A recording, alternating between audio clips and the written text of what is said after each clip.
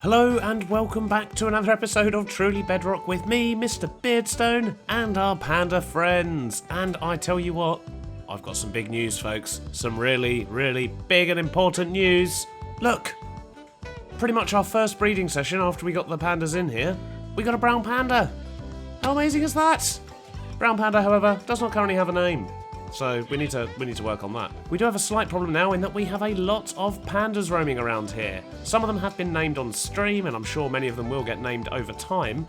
But if you have any ideas of what you want me to do with these pandas, then please do let me know. I don't really want to leave them here enclosed like this because all the collisions do cause lag if there's too many of them. And easy fella, easy now. And they're just so cute. Obviously we have sworn an oath not to murderize them, to kill them, to hurt them in any way, shape or form. So we need other ideas. Hit me up in the comments and let me know what you think. Between episodes, we've also made a bit more progress on our mountain over here. And by that, I mean we've made some more progress on top, primarily. And also around the front and side here as well. So if I fly around, I can show you what the current plan is. So this is the shape of the mountain from this side at the moment, which I know looks a bit odd, but once we get everything else on top and all the details in, it will make more sense. It will slope up a bit more here as well. But the idea is we're actually going to have a walkway here that swoops up here, gradually going up and round. And that's going to link up to this path here, which then takes you all the way up to the top. So you can actually access it from walking around this way, as well as walking around that way. I've also dug out underneath here and created a bit of a mob farm and tried to save some of it, but I didn't have enough torches on me at the time. And we've been using this beacon as well, which has been an absolute godsend, so I'm glad we got hold of that. The plan for today is to do a little bit more work on the mountain, but not over that side. We're actually going to be working over this side, and we're going to build our mineshaft entrance as well, which is actually going to be sitting up top here. And this is going to be the sort of first part of the build here, which is going to really give off the fantasy vibe. And I'm not going to tell you why just yet, although you probably just seen it in the thumbnail already anyway, and I'm pretty sure I said net, not yet then, but we'll just skip over that and not bring it up, and no one will ever notice. So the plan is going to be to connect up this cliffside here with this side over there, and we're going to create a gentle sort of sloping hill over this side that's going to cover up this area here. And then where we've got the hole at the top, which is here, we're going to widen this, make this the proper sort of top of the mineshaft entrance. We're going to have lots of lifts and a pulley system and all that stuff going on up the top here. And then we're probably just going to terraform the top here as well, just to make it all nicey and start to tie this area together. First things first, however, we still have this tree here, Jesse's tree. And I do love the tree, don't get me wrong. However, there is a slight problem in that it's right in the middle of a place where I do need to be doing another build in future. So what I might need to do is chop this tree down and maybe move it over there somewhere, just so that it's a little bit out of the way of where it currently is. So I guess I should go get a wagon and yeah, chop this down, get this on a wagon and get it moving over there. So I guess I'm going to make a start on that first. Let's go get me chainsaw.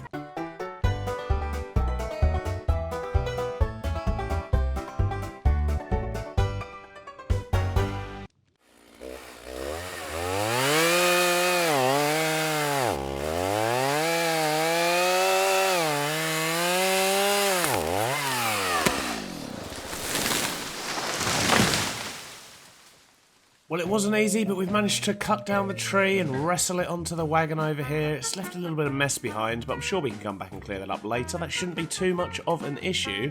However, there is one issue we do have. This is, you know, we've had to bodge together quite a big wagon here just to fit this tree on, and it's just too heavy. I can't move it, so I'm not really sure what to do there. I think we're going to need to get some help with the moving of this. I'm not sure whether that's going to be a line of TB members or whether we're just going to have to, you know, try and collar some wildlife to help us out. But, yeah, I think that's kind of all we can do for now. But at least we've cleared the area. The leaves will decompose and stuff. That's all fine. And we are going to need to get rid of the last bit of the trunk there. But I'm not too bothered about that right now. For now, what we need to do is make our way back to the mountain behind our warehouse there and actually start flattening out the area. Or I should say building up the area, really. But it's going to create a nice sloped hill going all the way up there. So I think what we're going to do is just head over there and start laying some stone down and see if we can get that slope in. Once we've got that done, we can move on to the main build of today's episode.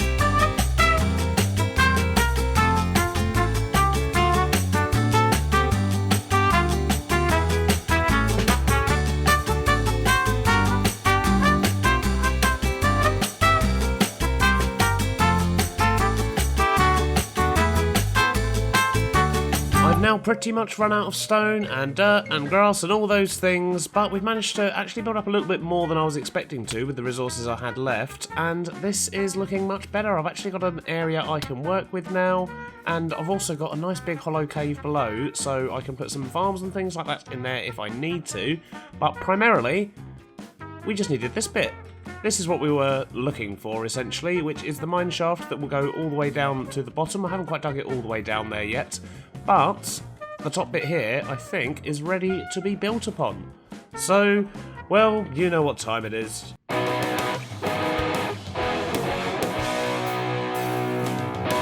So what I'm going to be building up here is essentially the sort of mine shaft tower, the crank that's actually going to be pulling up all the dirt and rubble and things from the bottom that will pull it up to the top here. And for that, we're going to need a nice tall structure, we're going to need a pulley system, and we're going to need something to power that pulley system. So first things first, I think we just need to start outlining the tower and where we want that to go. So I've marked out a basic framework to show the size of the tower, and the next step is going to be to utilise some walls, I think, just to make it look a bit more sturdy, because obviously it's going to be lifting a lot of heavy weights. It's going to be taking the strain. So I think if we were to do maybe something like that, we could put these in here as well, maybe. Let's have a look-see. So, yeah, I think that could work. If we were to keep that going sort of all the way up, we'll make sure we use less mossy ones the higher up we go. But I think... Oh, that's not the right place. Can't quite get that one. But I think that's going to give us a bit more of a solid structure and still have it so we can see right through and see all the chains and stuff. So, yeah, I'm going to sort out the rest of this, and I'll see you back here in just a moment. Already, I think that structure is starting to look a lot more solid, but the next thing I need to do, I think, is to sort out the roofs. So I'm probably going to do a similar sort of style to this. I might actually use the cyan terracotta and a bit of grey wool, actually, and put a dark oak trim on it, and I think that's going to bring that together nicely. And then we can get on to adding in all the mechanics of this thing and trying to get it working and looking how we want. This is about the third version of the roof that I've done so far, and actually I think I'm quite liking this one. I like the overhang because we are going to have bits attached to this that are going to need shelter, and overall I think that roof style is really kind of working. It looks a bit odd at the moment because only half of it's on there, but once we get the other half on, it should be looking pretty good. So I guess I just need to jump around the back here and sort out the next bit. So I'm just putting the last few bits on the roof here, so I think once we get this bit enclosed, we're going to be pretty much done on the immediate top area here. And the next thing we need to think about is getting in the start of the mechanism, which is actually going to be pulling up the ores from below. So, here, I think, is where we're going to put the crossbeam. The question is, what are we going to build it out of? And, oh, actually thinking about it, I'm going to go here and I'm going to put on the lower roof here quickly, because that's not going to take too long. That's going to be a nice, straightforward one to do. And then we'll get the pulley system in. There we go, much better. Now we've got all of the roofs on, and I can actually move on to the pulley system. So I think I'm going to make a central beam up there out of andesites, which might sound a bit odd, but I think I can make this work. We now have the first part of the mechanism in place. We just need to work on the other bits really, and actually get the chain in and the platform down here that's actually going to be holding all of the ores. And then, of course, we need to sort of route all of the chain and stuff, I suppose, through here. And that's where we're going to be putting our power mechanism, which I haven't told you what that is yet. It's certainly a little bit different. Okay, so the plan here with the chains is if I alternate them by changing the way that I sort of attach them to the pole here, this should give us a nice connection if I can get out of here without dying. So yeah, that all attaches nicely to there. I think I might actually change those to andesite walls. I think they'll work a bit better than the cobble. But that is basically then going to loop round. It's going to come down here and go out through the gap there and then attach to the rest of our mechanism. So besides applying a bit of foliage and some texturing on the roof, I think that's pretty much the main building done. I do also need to sort out this platform. I need to put some, barrier things on the side. We'll probably use oak trapdoors for that, and we'll get a bit of ore in there as well, just to make it look like it's actually doing something. And then we're on to the most important part of the build. And this is where things are going to start getting a little bit more fantasy.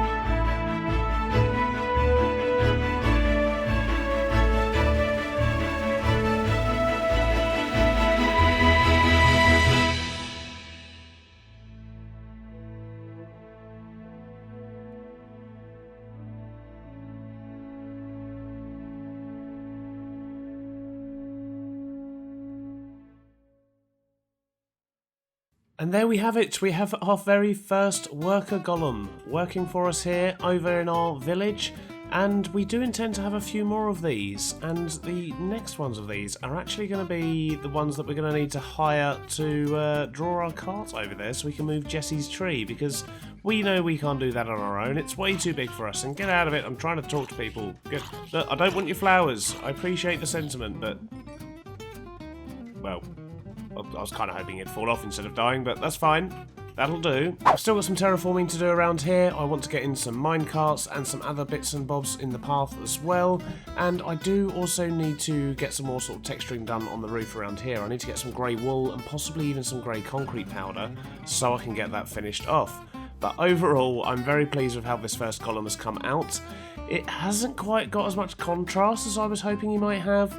But I think once we actually sort out the cliffs in the background and get all the trees in along the ledges and all that sort of thing, I think he is going to pop a bit more. He's going to break away from the mountain in the background. It really does help tie the area together as well, up on the mountain there. All we need really is to get that path on the far side so we can get up to there nice and easy, because currently the only way to get up there is actually via the use of our elytra.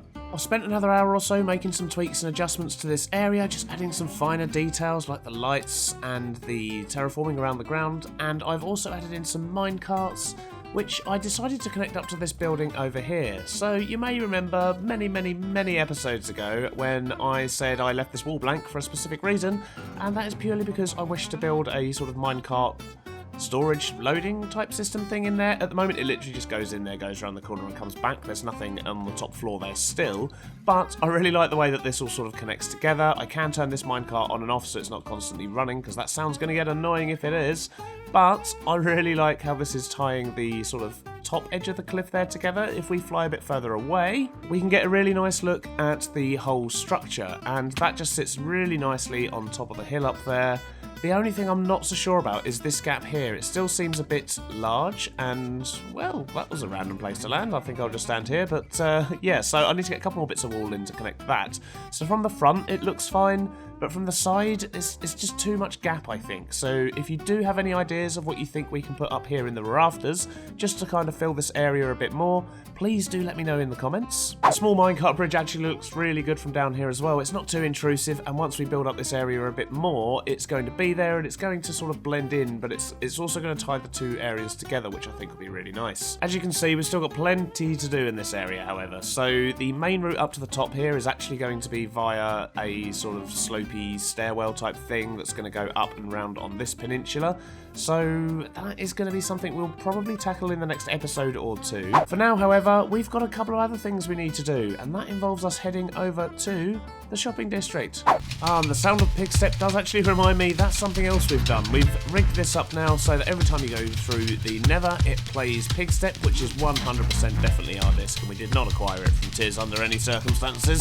Over here at the shopping district, there's been a few new shops pop up that I wish to explore, and I mean, I suppose it's probably worth checking to see if I've sold anything. I never sell anything. I need some better ideas for shops, people. Shops that sell things people actually want. Turns out pickles and slime are not that sought after. So down this way we have a Nether store, which is potentially quite handy. Yes, blaze rods, that's what we want. And are there any there's no blaze rods.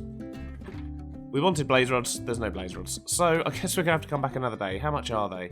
Okay, 3 stacks for a diamond. That is pretty good. We like that. We've also got soul sand. So, and what's this? 1 free with purchase. Ooh, I don't think I've got one of those heads. So, yeah, when the blaze rods are back in stock, we'll definitely be back here. There's also a beacon shop. 1 beacon for a diamond block. And what's this? Team tinfoil. Please take a tinfoil hat with you to protect you from the dangerous rays emitted by the beacons? You will have noticed that wherever beacons are found, there is always destruction of the landscape, mostly at Y11. This research shows that beacons cause destruction and have been known to addle the brain. Please wear a tinfoil hat to prevent the negative effect they have on the beings of the server. Research has shown that zombies are particularly affected, and the results are irreversible in this case. Looks at Zloy. Team tinfoil. Well, that's really concerning. I mean, we do have a beacon set up near Sanally, and maybe that's what's been causing our tree problems.